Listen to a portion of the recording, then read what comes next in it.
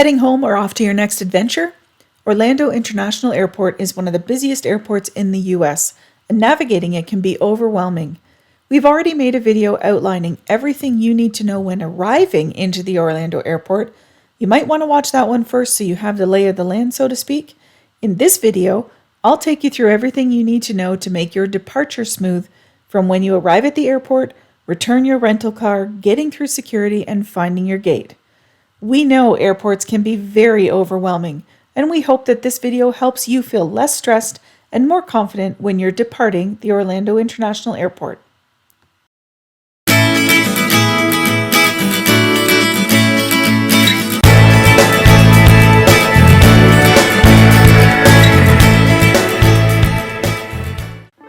Hi there, I'm Nancy, and our goal is to give you all of the travel tips and tricks that we have learned over the years in order to help you know what to expect with as few surprises as possible. You've just spent some time in Orlando, either the many theme parks, at a convention, or maybe you're returning home from a cruise. Sadly, your time in the sunshine is over, so let's get right into what you need to know when departing MCO Airport. To ensure a stress-free departure, arrive at MCO at least 2 hours before a domestic flight or 3 hours before an international flight. During peak seasons, holidays, and summertime, allow extra time due to longer lines. MCO has 3 terminals, and no matter which mode of transportation you use to return to the airport, double check that you're arriving at the correct terminal. Orlando Airport is large and well spread out, so if you find yourself in the wrong terminal, it's going to take some time to correct. So give yourself plenty of it and be sure you're at the right terminal. There are 3, terminals A, B, and C. If you're returning a rental car like we are, then you follow the signs when driving into the airport that first lead you to the correct terminal, and then follow the car rental return signs to return the car to the correct rental agency. It is busy, but the signs are pretty well marked. Make sure you have everything out of your car. Double check underneath the seats and in the cup holders, especially if you have kids that like to stash things away. You need to leave the keys in the car. Don't put them in your pocket out of habit. Those fees are nasty.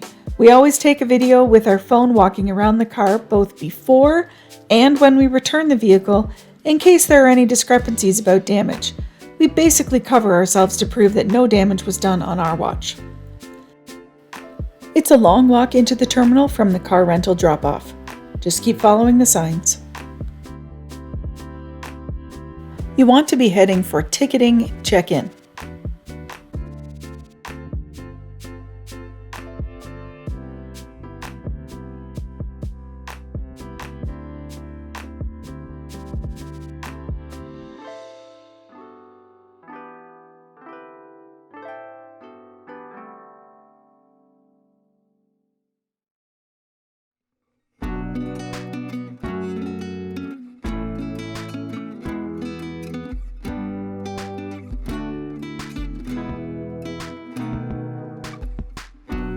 Have a look around so you can familiarize yourself with the check-in area.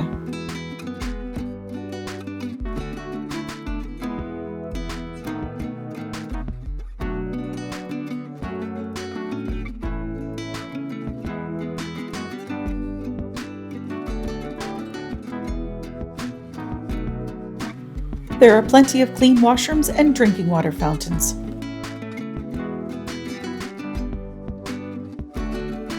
Once you get into the terminal, check the departures boards to confirm your airline's terminal and check-in counter. Most airlines allow you to use self-service kiosks for quick check-in and printing of boarding passes and baggage tags. You can use mobile check-in via the airline's app to skip kiosks entirely for most airlines, especially if you're traveling carry-on only.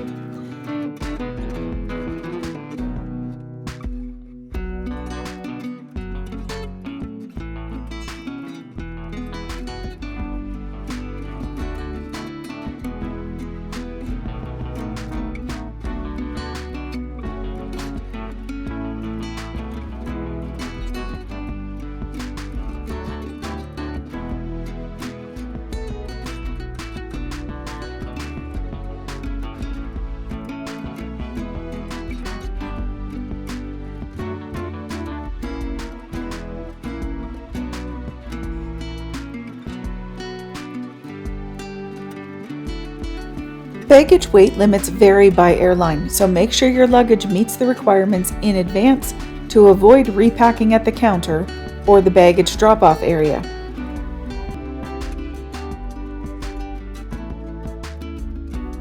There are baggage drop counters. If you've already checked in online and you have your baggage tags printed and attached to your luggage, the baggage drop counters weigh your luggage and scan the barcode on your tag, so be sure to weigh your heaviest bag first, just in case you need to move some weight around between suitcases. Once you've got your boarding passes and you've sent your luggage on its way, you need to make your way to the security area. These lines can get very long and can take some time, especially during peak hours. So if anyone in your group needs to use the washroom, I suggest doing that before you get in line. Your line may move quickly, but if it doesn't, you don't want to have to get back out of line and start all over. MCO offers standard TSA screening for all passengers. There's also TSA PreCheck, which is expedited screening for eligible passengers, and CLEAR, which is biometric screening for faster processing. TSA PreCheck and CLEAR are both paid biometric screening programs. If you travel a lot, then it might be worth looking into, but you can go through the standard TSA security screening just fine. It simply may take a little longer. Just a quick note, if you have a Nexus card, when you do your online check-in, make sure that you put your Nexus card number in. It will automatically then list you as TSA PreCheck on your boarding pass.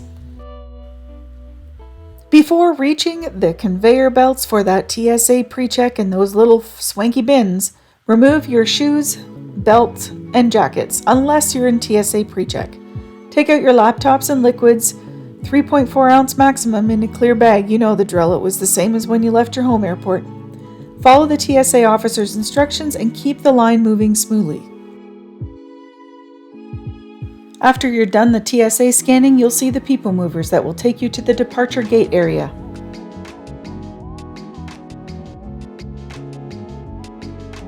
After clearing security, you'll be in the airside terminal, connected to your departure gate.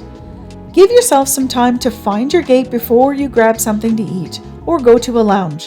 MCO is large and it may take you longer to get to your gate than you think, so I suggest finding your gate first. And then once you know where you're going, head out for that snack or a bevy. Orlando offers plenty of dining options, including fast food, sit-down restaurants, and coffee shops. There's duty-free shopping for international travelers. There's charging stations and free Wi-Fi throughout the terminals. There's a kids' play area to keep little travelers entertained. There are also several airport lounge options that you can access for a fee, or maybe you're lucky enough to have access with your credit card if that's somewhere that you prefer to wait.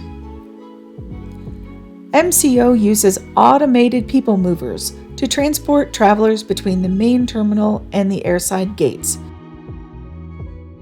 It is well laid out and there are plenty of signs, but make sure to double check your gate information as last-minute changes are very common. Just because you were departing from a specific gate when you checked in does not mean you're still departing from that gate 2 hours later. Keep an eye on the boards, and we find it helpful to allow push notifications on our phone from our airline to alert us of any changes or, heaven forbid, flight delays. Another handy tool is the Orlando International Airport app.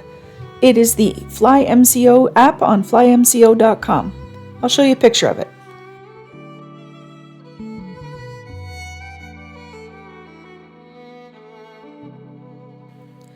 If you have a connecting flight, then I suggest making sure you have at least a 90-minute window between flights, and if you're connecting in Terminal C, allow for even more time. You may not need it, but those lines and crowds are unpredictable, so giving yourself enough time will keep things less stressful. And if it turns out that you're way ahead of schedule, then there's lots of places that you can have a snack or a drink. For international flights, head to your gate early for additional security and passport verification. Even if you don't have any bags to check and you check in online, a gate agent will need to verify your passport in person. Orlando often uses facial recognition technology at most of its international gates for boarding. This system compares your face with your passport photo for a seamless exit.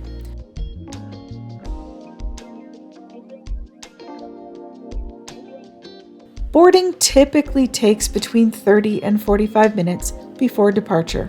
Airlines board by groups, priority status, and seat assignments. So double check your boarding pass for your group, and your fellow gate agent will give you instructions. Be ready with your ID and boarding pass for a smooth entry onto the plane. And that's pretty much it, your complete guide to departing from Orlando International Airport. Now you're ready for a smooth and stress-free experience. If you have found this video helpful, don't forget to like, subscribe, and hit the notification bell for more travel tips. And also send it to anyone you know that might be going in and out of Orlando Airport soon.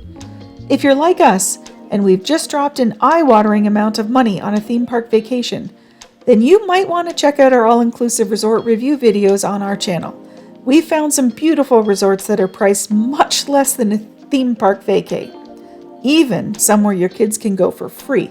So check those out for your next vacation and maybe change things up a bit. Having done both this year, I can tell you from firsthand accounting that an all-inclusive resort family vacation cost us half of what we just paid for our family theme park vacation. Is it the same? No, of course it's not. Is it awesome? We sure think so. Well, safe travels, everybody. We'll be back next week with more vacation reviews, ideas, and first-hand travel tips. Bye. Have a great week.